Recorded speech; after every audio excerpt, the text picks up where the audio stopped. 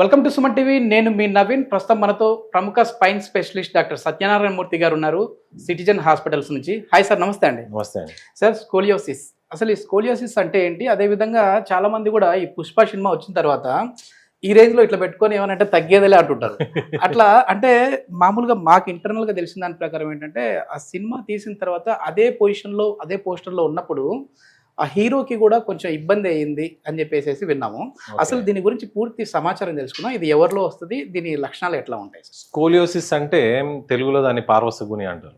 Okay. Scoliosis అంటే వెన్నుపూస ఎముక స్ట్రైట్గా ఉండకుండా వంపులాగా తిరిగితేనే దాన్ని స్కోలియోసిస్ అంటారు. ఓకే. మీరు అన్నట్టు ఈ పోస్చరల్ అంటే ఇట్లా పుష్ప సినిమా ఇదే కదా, ఇట్లా ఉన్నాయి. యాక్ట్ చేసేంత సేపు ఉంటుంది కానీ అది పర్మనెంట్గా అయితే అవ్వదండి. ఓకే. అంటే ఇది కూడా ఆ స్కోలియోసిస్కి వస్తుందా సార్, లేదంటే ఇంకోటి ఉంటుంది అంటే మనం ఇప్పుడు పుష్ప సినిమా గురించి అడిగితే అది స్కోలియోసిస్ అయినా అవ్వచ్చు, లేకపోతే ఇంకొక కండిషన్ ఉంటుంది, స్ప్రింగిల్ షోల్డర్ అంటాం. షోల్డర్ లో ఏమైనా దాంట్లో కండరాలు సరిగ్గా ఉండకపోతే. స్కోలియోసిస్ అంటే ఏంటంటే వెన్నుపూస వంపు ఉండడం. ఓకే సార్, మనం ఇప్పుడు స్కోలియోసిస్ గురించి పూర్తి సమాచారం ఇద్దాం సార్. అసలు దేని వల్ల వస్తుంది, దాని లక్షణాలు ఎట్లా ఉంటాయి? స్కోలియోసిస్ అనేది మోస్ట్ కామన్ గా మనం చిన్నపిల్లలను చూస్తామండి. చిన్నపిల్లలు కూడా రెండు రకాలు ఉంటాయి.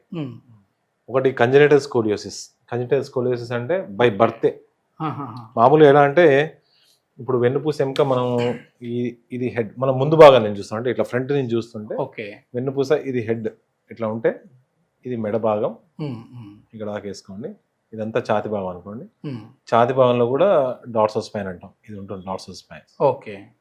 ఇది నడుం భాగం, ఇక్కడ నుంచి పెల్విస్ వస్తుంది. ఓకే. ఓకే. పెల్విస్ లో కూడా ఈ సాక్రమ్ అని ఉంటుంది ఇది. సో నార్మల్గా వెన్నుపూస ఇట్లా స్ట్రైట్ అంటే ముందు నుంచి చూస్తే ఇట్లా స్ట్రైట్గా ఉంటుంది. సైడ్ నుంచి చూస్తే ఇప్పుడు ఇది హెడ్ వేసుకోండి, హెడ్ వేసుకుంటే మెడ ఇలా, వీపు ఇలా, నడుము ఇలా ఉంటుంది, ప్లస్ కింద తోక భాగం ఇలా ఉంటుంది మళ్ళీ. ఓకే. ఓకే. అది అంటే ఈ మ్యాచ్ కావట్లేదు అండి, బట్ దిస్ ఈస్ హౌ. ఇది మెడ భాగం, వీపు భాగం, ఇది నడుము భాగం, ఇది తోక భాగం. అంటే దీనికి ఇది, దీనికి ఇది, దీనికి ఇది. ఓకే. ఓకే. సో ఇట్లా ఉంటుంది. ఇది నార్మల్. అది కాకుండా చూసుకుంటే ఇప్పుడు మనం స్కోలియోసిస్ అనేది ఎక్కువ ఫ్రంట్ అంటే ఈవెన్ సైడ్ లో కూడా మార్పులు ఉంటాయండి బోన్లో. బట్ స్కోలియోసిస్ అంటే ఏంటంటే ఈ మోస్ట్ కామన్ గా స్కోలియోసిస్ అంటే ఇప్పుడు చిన్నపిల్లల్లో వచ్చేది ఏంటంటే, చిన్నపిల్లల్లో ఉంటుంది ఎక్కువ భాగం. మనం చూసే 90% చిన్నపిల్లలు చూస్తాం. చిన్నపిల్లలు ఏంటంటే పుట్టుకతో వచ్చేది అంటే కంజెనిటల్ స్కోలియోసిస్. కంజెనిటల్ స్కోలియోసిస్ అంటే ఇప్పుడు ఈ ఎముక ఉంది అనుకోండి, నార్మల్ ఎముక ఇలా ఉంటుంది, ఇది ఇట్లా, ఇది ఫ్రంట్ నుంచి చూస్తే ఈ ఎముక సరిగ్గా ఫామ్ కాలేదు అనుకుందాం. ఓకే. సరిగ్గా ఫామ్ కాకపోతే ఒక్కోసారి ఎముక ఎట్లా ఉంటుందంటే ఇట్లా ఉండిపోద్ది. Okay. Okay. By defect, by birth. So ఇట్లా ఉండాల్సిన దాంట్లో ఒక పిల్లర్లో ఒక ఇటుక తీసేస్తే ఎట్లా ఉంటుంది? సో ఇదేమైతుంది, ఈ స్పైన్ ఇట్లా బెండ్ అయిపోతుంది, స్పైన్ బెండ్ అవుతుంది. ఇది కంజెనిటల్ స్కోలియోసిస్. అంటే పిల్లలతోటి ఇలా వస్తాయి. పిల్లలు అంటే బై బర్త్. అంటే మనం ఒకసారి ఇప్పుడు లేటెస్ట్ దాన్ని టిఫా స్కాన్ అంటారు. టిఫా స్కాన్ అనేది మనం ప్రెగ్నెన్సీలో not sure 8th to 12th week మధ్యలో చేస్తారు ఒకసారి. దాంట్లో తెలిసిపోతాయి మనకి వెన్నుపూస మార్పులు ఉన్నాయి లేవని. Don't believe, I got a call from one of my అంటే స్టూడెంట్, అంటే నా ఆర్థోపెడిక్ స్టూడెంట్, వేరే స్టూడెంట్ కాల్ చేశాడు. సార్ వైఫ్ కి ఇట్లా ఉంది అంటే, బేబీ ప్రెగ్నెన్సీ ఎట్లా ఉంది, ఏం చేయాలంటే నేను చెప్పాను, బస్ ఇది జరిగే అవకాశం ఉంది, 90% స్కోలియోసిస్ వచ్చేస్తుంది. Are you ready to undergo all these treatments అంటే ఐ కేమ్ టు నో తర్వాత మళ్ళీ ఫోన్ చేసినప్పుడు, లేదు సార్ టెర్మినేట్ చేసుకున్నాం ప్రెగ్నెన్సీ అన్నారు. వాస్తవం చెప్పాలంటే it's better to get it terminate unless it is a very very precious pregnancy. Okay. ఒకవేళ దీనికి సర్జరీ విధానాలు అంటే ఎట్లా ఉన్నాయి సార్? సరే, ఇది ఫస్ట్ కంజెనిటల్ స్కోలి కదా, మనం అదర్ స్కోలి చెప్దాం. ఈ కంజెనిటల్ స్కోలి అనేది, కంజెనిటల్ అనేది బై బర్త్. రెండోది ఏంటంటే అడాలసెంట్. అడాలసెంట్ అంటే మన దాన్ని ఏమంటారు, ఎదుగుదల వస్తుంది, గ్రోత్ స్పాట్స్ వస్తాయి. Adolescent age. అడాలసెంట్ అనేది ఇది మనం బిట్వీన్ 10 to 16 or 17 చూస్తాం. ఓకే. ఇదేంటంటే మోస్ట్ కామన్ గా ఈ డార్సల్ స్పైన్ లో ఉంటుంది, ఈ భాగం అంటే ఛాతీ భాగం దగ్గర ఎక్కువ కామన్ గా ఉంటుంది. దీంట్లో ఏంటంటే ఈ మన గ్రోత్ స్పట్ ఉంటుంది కదా, అంటే సడన్ గా పిల్లలు పెరిగే వయసు వచ్చినప్పుడు ఈ మజిల్స్, వెనకాల మజిల్స్ కొంచెం అబ్నార్మల్ పుల్, అంటే ఒక సైడ్ గట్టిగా పెరిగి ఇంకో సైడ్ పెరిగినప్పుడు ఈ సపోజ్ ఇట్ సైడ్ స్ట్రాంగ్ గా ఉంది అనుకోండి మజిల్, ఈ వెన్నుపూస ఇట్ సైడ్ తిరిగిపోతుంది. ఇది వెరీ కామన్ గా చూస్తాం. దీన్నే డార్సల్ స్కోలియోసిస్ అంటాం. ఓకే ఇట్లా ఓకే. ఉంటుంది ఇది. దీన్ని కాంపెన్సేట్ చేయడానికి అంటే ఇట్లా పక్కకు వచ్చింది కాబట్టి ఈ నడుములో కూడా కొంచెం టిల్ట్ వస్తుంది ఇటువైపు. ఓకే. ఇటువైపు టిల్ట్ వస్తుంది. దీన్ని కాంపన్సేటరీ అంటాం. Compensatory tilt. సో ఇది వెరీ కామన్. కంజెనిటల్ కన్నా adolescent is very common. Okay. ఇప్పుడు సర్జరీ విధానాలు ఎట్లుంటాయి సార్? ఒకవేళ దీనికి సర్జరీ చేస్తే సక్సెస్ రేట్ ఎంత ఉంది? అదేవిధంగా మన సిటిజన్ హాస్పిటల్లో ఇట్లాంటి సర్జరీస్ ఎంతవరకు జరుగుతూ ఉన్నాయి సార్? ఈ స్కోలియోసిస్ రెగ్యులర్ ప్రాబ్లం అండి. అదే not regular in the sense రోజు చేసేది కాదు, కానీ రోజు చేసే సెంటర్స్ కూడా ఉంటాయి. ఓకే. అక్రాస్ ఇండియా చూసుకుంటే 1 or 2 సెంటర్స్ వేర్ ఎవ్రీడే ఒక స్కోలీ జరిగే సెంటర్స్ ఉంటాయి. అంటే హై వాల్యూమ్ సెంటర్. ఇంకా వాళ్ళ టీమ్ చూసుకుంటే మ్యాసివ్ టీమ్స్ ఉంటాయి అన్నట్టు. ఒక 25-30 మంది స్పైన్ సర్జన్స్ ఉండే టీమ్స్ కూడా ఉంటాయి. అక్కడ జరుగుతాయి, రోజు జరుగుతాయి. ఓకే. ఇప్పుడు మన రెగ్యులర్ కార్పొరేట్ సెటప్స్ చూసుకుంటే జరిగితే హై వాల్యూమ్ జరిగితే నెలకి 4-5 జరగచ్చు. ఆర్ 1.5 జరిగితే నెలకి 1-2 జరగచ్చు. బట్ మోస్ట్ కామన్ ఏంటంటే మనం ఈ సమ్మర్ సీజన్ లో ఎక్కువ వస్తాయి మనకి. వస్తాయి అంటే వాళ్ళని మేమే ఆ టైం పిలుచుకుంటాం. అంటే స్టూడెంట్స్ హాలిడేస్ ఉంటాయి కదా, హాలిడేస్ టైంలో చేయించుకోండి అని చెప్తాం అన్నమాట. ఎనీ హాలిడే లైక్ కామన్ గా Dasara holidays, Sankranti holidays, summer holidays, ఈ సీజన్స్. Okay sir. సార్ ఇప్పుడు మనకు స్కూల్కి వెళ్ళే పిల్లల్ని మనం చూస్తూ ఉంటాము. వాళ్ళకి ఏంటంటే బ్యాగ్ ఎక్కువ, అసలు వాళ్ళ వెయిట్ కంటే కూడా ఆ బ్యాగ్ వెయిట్ ఎక్కువ ఉంటుంది. అది వేసుకొని ఇట్లా వెళ్తూ ఉంటారు. వాళ్ళని చూసినప్పుడు మనకే అనిపిస్తుంది అయ్యో పాపం అని. కానీ మనం ఏం చేయలేని పరిస్థితి, ఎందుకంటే ఆ టెక్నాలజీ అంతా పెరిగిపోతూ ఉంది. సో అట్లాంటి వాళ్ళకి ఏం మెసేజ్ ఇస్తారు సార్ మీరు? అది పేరెంట్స్కి కావచ్చు, స్కూల్స్కి కావచ్చు. దీనివల్ల కూడా ఈ ప్రాబ్లం వస్తుందా?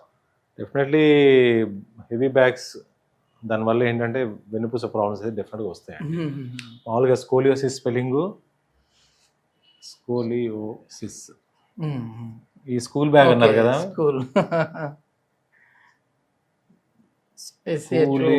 ఓసిస్ అని ఒకటి వస్తుంది, స్కూలియోసిస్ అని ఒకటి. స్కూలియోసిస్ స్కూల్ పిల్లలకి బ్యాగ్స్ వల్ల వచ్చేది స్కూలియోసిస్ కూడా అంటాం అన్నట్టు. అంటే ఇది ఎక్కువ పిల్లల్లో చూస్తూ ఉంటాం, వెరీ కామన్. సో మీరు ఇందా ట్రీట్మెంట్ ఆప్షన్స్ అడిగారు. ట్రీట్మెంట్ ఆప్షన్స్ అనేది ఏంటంటే ఈ కరువు బట్టి. సో ఇందాక మీరు స్కూల్ బ్యాగ్స్, డెఫినెట్ గా your bag should be light. And I don't no bag ఎందుకు ఇంత నింపుతారో అర్థం కావట్లేదు. ఇంకా బెటర్ వేస్ ఏంటంటే పుల్ చేసుకోండి బ్యాగ్ ని. పుల్లింగ్ బ్యాగ్స్ వచ్చేస్తున్నాయి, దట్ ఈస్ వెరీ కంఫర్టబుల్. మీరు స్కూల్ బస్ కోసం వెయిట్ చేసినప్పుడు వెయిట్ వేసుకుని నుంచోకర్లేదు, స్కూల్ బ్యాగ్ పక్కన పెట్టుకున్నా బెటర్. బ్యాగ్ వేసుకుని నుంచోవడం ఎంత చెప్పినా, ఇప్పుడు నా కొడుకుంటాడు, వాడు చెప్పిన వాడినాడు, అరే తీరా కింద పెట్టరా అంటే వాడినాడు.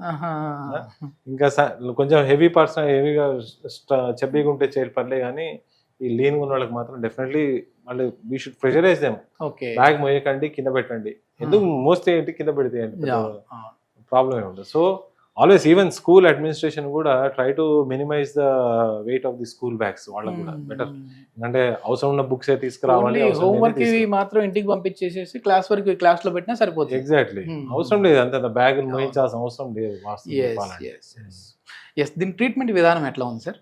సో ట్రీట్మెంట్ ఇప్పుడు కంజెనిటల్ స్కోలియోసిస్ ఒక విధంగా ఉంటుంది, అడాలసెంట్ స్కోలియోసిస్ ఒక విధంగా ఉంటుంది. So since adolescent is very common, will talk on that. అంటే ఎక్కువ దాని గురించి మాట్లాడదాం. దీనికి ఏంటంటే కర్వ్స్, ఈ కర్వ్ గీసాను కదా, దీనికి యాంగిల్ ఉంటుంది.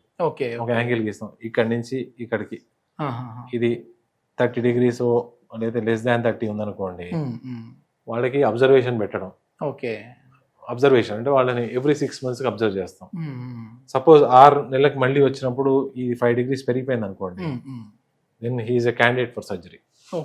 ఐడియల్లీ 40 degrees కన్నా ఎక్కువ ఉంటే సర్జరీ చేయాలని పెట్టుకుంటాం అన్నట్టు. సో మన ఒక్కోసారి ప్రెజెంటేషన్ లో వాళ్ళు 70 degrees, 80 degrees, 110, 120 degrees తోటి వచ్చేవాళ్ళు కూడా ఉంటారు. ఈ కర్వ్ ఇట్లా కూడా ఉంటుంది, complete C shape, omega curve అంటాం దీన్ని. ఇప్పుడు ఒమేగా షేప్ చూసారు కదా మీరు, ఎట్లుంటుంది ఒమేగా షేప్, ఇట్లాంటి ఒమేగా కర్వ్స్ కూడా ఉంటాయి. వాళ్ళకైతే మ్యాండేటరీ సర్జరీ. ఎందుకు చేయకపోతే ఏంటి ప్రాబ్లం? చేయకపోతే ప్రాబ్లం ఏంటి అంటే లంగ్ మీద కెపాసిటీ, లంగ్ కెపాసిటీ తగ్గిపోతా ఉంది. So down the line in future they may have this breathing problems. ఇంకోటి చిన్నపిల్ల కంజెనిటల్ స్కోలియోసిస్ అయితే వాళ్ళకి ఇంకా చిన్నప్పుడే స్కోలియోసిస్ స్టార్ట్ అయింది అనుకోండి, అసలు లంగ్ గ్రోత్ సరిగ్గా ఉంటుంది వాళ్ళకి. ఈ అడాలసెంట్ వాళ్ళకైనా లంగ్ గ్రోత్ 10 years కంప్లీట్ అయిపోతుంది. దాని తర్వాత ఏంటంటే లంగ్ దాన్ని ఏమంటారు, ఈ ఫంక్షనాలిటీ తగ్గచ్చు, కానీ వీళ్ళ పిల్లలకైతే పుట్టినప్పుడు వచ్చిన వాళ్ళకి మాత్రం ప్రాబ్లమ్స్ బై లంగ్లో ఉండిపోతాయి అది. Okay okay. ఇది సర్జరీ తర్వాత వాళ్ళు ఎట్లాంటి జాగ్రత్తలు తీసుకోవాలి సార్ ఇట్లాంటి ప్రాబ్లం ఉన్న వాళ్ళు? ఎన్ని రోజుల్లో మళ్ళీ వాళ్ళు నార్మల్కి? వెరీ మచ్ నార్మల్ అండి. సో సర్జరీ ఎవరు చేస్తాం? ఇప్పుడు 40 degrees పైన కరువు ఉన్న వాళ్ళకి చేస్తాం. సర్జరీలో ఏం చేస్తామంటే ఇప్పుడు ఇంత కరువు ఉంది అనుకోండి, వీటికి స్క్రూస్ వేసి అంటే ఈ బోన్ లో స్క్రూస్ వేసి బిగించి ఈ షేప్ ని స్ట్రైట్ చేయాలని చూడం. Okay okay. అందరు స్ట్రైట్ చేయాలనుకుంటాం. అదే అనుకుంటా ఉన్నా. ఇప్పుడు 40 degrees కరువుని మేము 0 degrees కరువు తీసుకురావాలని ఎప్పుడు మా ఐడియా ఉండదు. Okay. The idea of surgery is to stop further progression of the curve. Okay, పెరగకుండా చూస్తారు. పెరగకుండా అంటే ఈ సర్జరీ చేసిన మోస్ట్ కామన్ గా కొన్ని కర్వ్స్ ఫ్లెక్సిబుల్ గా ఉంటాయి. అంటే వీటికి కొన్ని ఎక్స్రే తీస్తాం అన్నట్టు, పుల్ చేసిన ఎక్స్రే తీస్తాం, ట్రాక్షన్ ఎక్స్రే అంటాం. ట్రాక్షన్ ఎక్స్రేలో మీ కరువు ఒక్కోసారి 40 degrees కాదు 15 degrees వచ్చేయచ్చు. అంటే ఇంకా వాడికి సర్జరీ అయినా 15 కూడా ఆల్మోస్ట్ 5 కో 10 కో తీసుకొచ్చేయచ్చు. Okay okay. So idea of surgery is not straight గా చేయాలని కాదు స్పైన్ ఇప్పుడు, okay, to stop the progression. But definite గా ఇప్పుడు 40 degrees curve or 60 degrees curve usually 15 to 10 degrees వచ్చేస్తుంది. కానీ ఇంత కరువు ఉన్నది కదా, ఈ 130 degrees కరువుని మా idea will be to get it back to maximum 40-50 తీసుకొచ్చినా చాలా అనుకుంటాం. Okay okay. అయితే దాన్ని ఏంటంటే పెరగకుండా ఆపాలి. అది ఆఫ్టర్ సర్జరీ ఒకవేళ అవసరం పడితే సర్జరీ చేశారనుకోండి, మీరు ఎట్లాంటి జాగ్రత్తలు తీసుకోవాలి? పెద్దగా ఈ స్కోలియోసిస్ సర్జరీ పిల్లల్లో చేస్తాం కదా, పిల్లల అడాప్షన్ చాలా బాగుంటుందండి. Okay okay. ఈ పెద్దోళ్ళలాగా ఉండదు అన్నట్టు. దట్టు మనం వీపు భాగానికి ఎక్కువ వీపు భాగం జరుగుతాయి కాబట్టి దాని లోడింగ్ ఎక్కువ ఉండదు. ఎందుకంటే వీప్ భాగం is always supported by the chest, మన రిప్ కేజ్ ప్రొటెక్ట్ చేస్తా ఉంటాం. సో దానికి పెద్దగా బెడ్ రెస్ట్ అట్లే ఉండదు. నిజం చెప్పాలంటే ఈ రోజు సర్జరీ అయితే రేపు మార్నింగ్ నడవాల్సిందే వాడు. Okay okay. 95% of the cases నడిపించేస్తాం. ఇదేనే స్కూల్ మామూలు ఏ స్పైన్ సర్జరీ అయినా కొన్ని అయితే పొద్దున్న సర్జరీ చేస్తే ఈవినింగ్ నడిచేస్తారు వాళ్ళు. నడవాలి, నడిస్తేనే కాన్ఫిడెన్స్ వస్తుంది. కొన్ని కేసు అంటే వాడికి పారాప్లీజిక్స్ అంటే ఆల్రెడీ కాళ్ళు వీక్నెస్ ఉన్న నడిపాం, కానీ 95% కేసెస్ నడిచేయాల్సిందే. వీళ్ళకి కూడా అంతే నడిపిస్తాం. కాకపోతే వీళ్ళకి ఏంటంటే school also they can attend in after suture removal. కుట్లు 2 వారాలు తీసేస్తాం, వెళ్ళిపోవచ్చు స్కూల్కి. కానీ స్పోర్ట్స్, కాంటాక్ట్ స్పోర్ట్స్ మాత్రం 1 year దాకా అలో చేయం. Okay okay. ఎందుకంటే బోన్ గట్టిపడాలి. బోన్ గట్టిపడడం అంటే స్క్రూస్ వేస్తే అయిపోదు. స్క్రూస్ అయిన తర్వాత బోన్ ఇంకా పెరగకుండా వెనకాల బోన్ పెడతాం అన్నట్టు. అంటే అక్కడి నుంచి వచ్చిన బోనే అక్కడ ప్లేస్ చేస్తాం. సో ఈ బోన్ అంతా అతుక్కుపోతుంది. అంటే ఇంకా ఆ పార్ట్ ఇంకా అతుక్కుపోయాం, ఫ్యూజ్ అంటే అక్కడ మూవ్మెంట్ ఏమి ఉండదు. దాన్నే ఫ్యూజన్ సర్జరీస్ అంటారు. ఇప్పుడు లేటెస్ట్ గా అంటే కొంత there is a trial going అంటే దాన్ని ఓన్లీ ఫ్యూజన్ చేయకుండా కూడా చేస్తున్నారు, కానీ but this is the ideal thing. Okay. మళ్ళీ ఫ్యూచర్ లో ఏం ప్రాబ్లం ఉండదు వీళ్ళకి? యూజువల్లీ ఫ్యూజ్ అయిపోతే ఏం ప్రాబ్లం రాదు. పెరిగే కొద్ది మళ్ళీ ఇది కూడా ఆటోమేటిక్ గా పెరిగేసేస్తుంది. నో, ఇంక ఇది పెరగదు. ఓకే. ఈ పార్ట్ ఫ్యూజ్, ఇంకా స్పైన్ ఇంకా అక్కడ పెరగదు. స్పైన్ పెరగదు. అందుకనే ఈ స్కోలియోసిస్ లో డెఫినెట్ సర్జరీస్ అనేవి మోర్ దాన్ 10 years అప్పుడే స్టార్ట్ చేస్తాం డెఫినెటివ్ సర్జరీస్. చిన్న పిల్లలకి ఏంటంటే గ్రోత్ ఎలో చేసే సర్జరీస్ ఉంటాయి, గ్రోత్ మాడ్యులేషన్ కానీ గ్రోత్ రాట్స్ అని వేస్తాం. సార్, ఈ స్కోలియాసిస్ ఉందా లేదా పిల్లల్లో అనేది మనం ఎట్లా ఐడెంటిఫై చేయాలి సార్? ఎందుకంటే ముందు ఐడెంటిఫై చేస్తేనే దానికి తర్వాత ట్రీట్మెంట్ అనేది ఫర్దర్ మనం ప్రొసీడ్ అవ్వచ్చు. Yeah, that's a very good question. In fact అంటే మనం తెలిసిపోతుంది బేసికల్లీ. ఇప్పుడు కొంచెం లీన్గా ఉన్నాడు అనుకోండి, వాడు షోల్డర్ మోస్ట్ కామన్ గా వెన్నుపూస వంగితే షోల్డర్ కూడా వంగుతుంది. అంతే కదా, వెన్నుపూస అంతా వంగుతుంది. సో ఇట్లా ఉంటారు వాళ్ళు. ఒక షోల్డర్ పైకి ఉంటుంది. ఇంకోసారి వాడు వాళ్ళ మదర్ బట్టలు మార్చేటప్పుడు అప్పుడు వెనకాల వెన్నుపూస స్ట్రైట్ ఉండకుండా తెలిసిపోతుంది. ఇంకోటి ఏంటంటే ఈ బాగా ఉంటది ఫ్లాంక్ అంటాం కదా, ఈ ఫ్లాంక్ ఇట్లా వంగిపోయి ఈ బోన్ కి తగులుతా ఉంటుంది. ఇట్లా ఇక్కడ తెలిసిపోతుంది, ఈ కరువు తెలిసిపోతా ఉంటుంది. సో ఈ కామన్ గా మనం చూసేవి. Otherwise earlier school screening programs అని జరిగేవి. అంటే after 7th or 8th class పిల్లల్ని వాళ్ళు ఏంటంటే స్క్రీన్ చేస్తారు అన్నట్టు. అంటే వెనక్కి తిప్పి జస్ట్ ఏం లేదు, వెనక్కి తిప్పి చూస్తారు, కరువు బాగానే ఉందంటే ఓకే. ఆర్ ముందుకు వచ్చి ఆడమ్స్ బెండింగ్ టెస్ట్ అంటాం, అది చేసి పంపిస్తారు అన్నట్టు. కానీ ఇప్పుడు పెద్దగా జరగట్లేదు, ఎందుకంటే ఇప్పుడు I don't know why it is stop. School screening programmes అనేది జరగట్లేదు. ఉంటే బాగానే మంచిగా కాకపోతే అవేర్నెస్ కూడా ఉందిలేండి అందరికి, అందుకే చెక్ చేసుకుంటున్నారు. Okay okay. So other ways ఏంటంటే పేరెంట్స్ యూజువల్లీ వాళ్ళు పిల్లలకి బట్టలు సరిగ్గా ఫిట్ అవ్వకపోవడం. ఇంకోటి అమ్మాయిలు అయితే బ్రెస్ట్ సైజ్ అన్ఈవెన్ గా ఉండడం. Okay okay. అది కూడా తెలిసిపోతుంది, బ్రెస్ట్ కూడా అన్ఈవెన్ గా ఉంటుంది వాళ్ళకి. Okay. So these are the other signs. సో మీరు కనుక నోటీస్ చేశారు ఇట్లా పిల్లోడికి ఇట్లా ఉందంటే దాన్ని నెగ్లెక్ట్ చేయకుండా వస్తే X-ray is simple standing X-ray తీసుకుంటే ఓకే తెలిసిపోతుంది ఎక్స్రేలో తెలిసిపోతుంది. ఎక్స్రేనే దానికి మెయిన్. ఏమైనా ప్రొసీజర్ చేయాలంటే నెక్స్ట్ ఇన్వెస్టిగేషన్కి వెళ్తాం కానీ అదర్వైజ్ ఎక్స్రేలో తెలిసిపోతుంది. ఓకే సపోజ్ ఎక్స్రేలో కర్వ్ మెజర్మెంట్స్ చేసుకుంటాం, అది 20 degrees 30 degrees ఉందంటే అబ్జర్వేషన్ ఓకే ఎవ్రీ 6 months కి అబ్జర్వేషన్ చేసుకుంటాం. అప్పుడు 30 to 40 ఉంటే బ్రేసింగ్స్ అని ఉంటాయి. వాళ్ళకి ఏంటంటే ఈ భాగంలో బోస్టన్ బ్రేసింగ్ అని స్కూల్ బ్రేసెస్ వేస్తాం. బ్రేస్ వేస్తే అంటే పెరగకుండా ఉంటుంది. ఈ బ్రేసింగ్ అనేది అడాలసెంట్ స్కూలీస్ కి పనిచేస్తుంది కానీ కన్జనరల్ స్కూలీస్ కి పనిచేయదు. అంటే ఇప్పుడు మీరు ఈ ప్రాబ్లం ఉంది ఐడెంటిఫై చేసాము, చేసిన వెంటనే హాస్పిటల్ కి విజిట్ అయితే వెంటనే సర్జరీ ఏం చేయరు, ఒక 6 months చూస్తారు ఫస్ట్ అసలు ఇది పెరుగుతుందా లేదా. ఎగ్జాక్ట్లీ. ఇప్పుడు 40 degrees పైన ఉందని చెప్పి కూడా ఎమ్మటే చేయాల్సిన అవసరం లేదండి. 40 degrees 60 degrees ఉన్నా పెద్ద ప్రాబ్లం ఏమి ఉండదు. సపోజ్ వాడు వచ్చాడు, ఈరోజు వచ్చాడు పిల్లోడు, వాళ్ళు మదర్ మొన్నే చూసాము ఐడెంటిఫై చేసాము, will get one more last them to wait. Suppose less than 50 degrees ఉందంటే మళ్ళీ ఒక 6 months రాండి అమ్మా, 3 months రాండి, ఇంకో ఎక్స్రే చేసి చూస్తామంటాం. ఎక్స్రేలో పెరుగుతుందంటే okay you should go for we should proceed. ఎక్స్రేలో పెరగట్లేదంటే మళ్ళీ రాండి ఇంకో 6 months అంటాం. 21/19/20 గ్రోత్ ఈస్ కంప్లీటెడ్. దాని తర్వాత పెరగదు. స్కోలియోసిస్ అనేది మళ్ళీ రేర్గా ఎప్పుడు తర్వాత ఎప్పుడు ఇదే నెగ్లెక్టెడ్ స్కోలియోసిస్ మళ్ళీ ఎప్పుడు కనిపిస్తుంది అంటే వాళ్ళు వృద్ధాప్యంలో 70 years దాటినప్పుడు వాళ్ళకి ఆల్రెడీ స్కోలియోసిస్ ఉన్నది, అది ఎఫెక్ట్ చేయొచ్చు. అదర్వైజ్ ఆల్సో నీ స్ట్రైట్గా ఉన్న స్పైన్ 50-60 ఏళ్ళ తర్వాత వంగిపోవచ్చు. దాన్ని డీజనరేటివ్ స్కోలియోసిస్ అంటాం. అది కంప్లీట్ అదే పెద్ద టాపిక్ అది. ఓకే సార్, చాలా చక్కగా వివరించారు, అందరికి అర్థమయ్యేటట్టుగా వివరించారు. సో ఈ స్కోలియోసిస్ అంటేనే భయపడిపోయే వాళ్ళకి మీరు ఫైనల్ వర్డ్స్ ఏం చెప్తారు సార్? సో ఇందాక చెప్పినట్టు స్కోలియోసిస్ అనేది భయపడాల్సిన డిజీజ్ అయితే కాదు. అంటే ప్రతి స్కోలియోసిస్ ని సర్జరీ చేయాల్సిన అవసరం లేదండి. అంటే యాక్చువల్ టర్మ్ స్కోలియోసిస్ అనేది మోర్ దాన్ 20 degrees కర్వ్ ఉంటేనే scoliosis. Okay, less than 20 degrees scoliosis అని కర్వ్ అంటాం అంతే దాన్ని. Okay okay. ఈ మెజర్మెంట్స్ లో మోర్ దాన్ 20 ఉంటేనే స్కోలి. ఇప్పుడు నడుము వీపు భాగంలో మోర్ దాన్ 40 ఉంటే సర్జరీకి వెళ్తుంది. కానీ నడుము భాగం అలా కాదు. ఈ నడుము భాగం మోర్ దాన్ 20-25 degrees కే సర్జరీ చేసుకోవాలి. ఎందుకంటే అక్కడి నుంచే మన కాళ్ళలు వచ్చే నరాలు ఎక్కువగా ఉంటాయి కాబట్టి. సో ఇప్పుడు సపోజ్ మీకు సర్జరీ అవసరం అనుకోండి, భయపడాల్సిన అవసరం లేదు. ఓకే, అంటే now I don't say technology పెరిగిందని చెప్పాను కానీ టెక్నాలజీ పెరిగింది కాదన్న. There are multiple safe procedures to do. Basically ఎక్కువ అయింది ఏంటంటే యువర్ వాట్ యు కాల్ నీ స్కిల్స్ పెరిగినాయి. ఎర్లియర్ ఇప్పుడు స్పైన్ సర్జరీ అనేది అందరూ చేసేవాళ్ళు లేదా ఎవరు చేసేవాళ్ళు కాదు. కానీ ఇప్పుడు ఏంటంటే స్పైన్ సర్జరీ అనేది సపరేట్ డిపార్ట్మెంట్.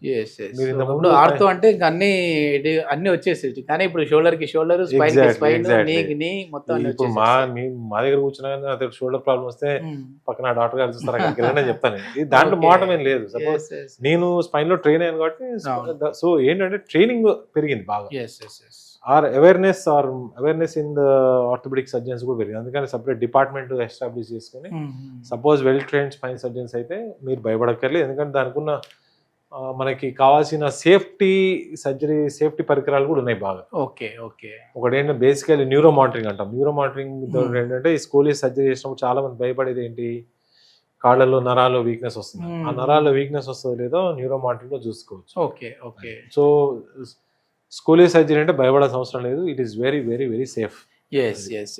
ఇది మొత్తానికి చాలా మంది కూడా ఏదో ఇది పెద్ద సర్జరీ ఏమో అని చెప్పేసి ఇబ్బంది పడిపోతూ ఉంటారు. అసలు సర్జరీకి వెళ్ళాలంటేనే భయపడిపోతూ ఉంటారు. కానీ ఇది ఒక నార్మల్. అదేవిధంగా మీరు వచ్చిన వెంటనే సర్జరీ చేసే విధంగా ఉండదు. ముందు అబ్జర్వేషన్లో ఉంచిన తర్వాత దానికి సర్జరీ అవసరమా లేదా అని చూసుకొని అయితే సర్జరీ చేస్తామని చెప్పేసి డాక్టర్ మూర్తి గారు చెప్తా ఉన్నారు. దీనికి సంబంధించి ఫర్దర్ ఇన్ఫర్మేషన్ ఏదైనా కావాలి అని అంటే కాంటాక్ట్ నెంబర్ ప్రొవైడ్ చేస్తా ఉన్నాం.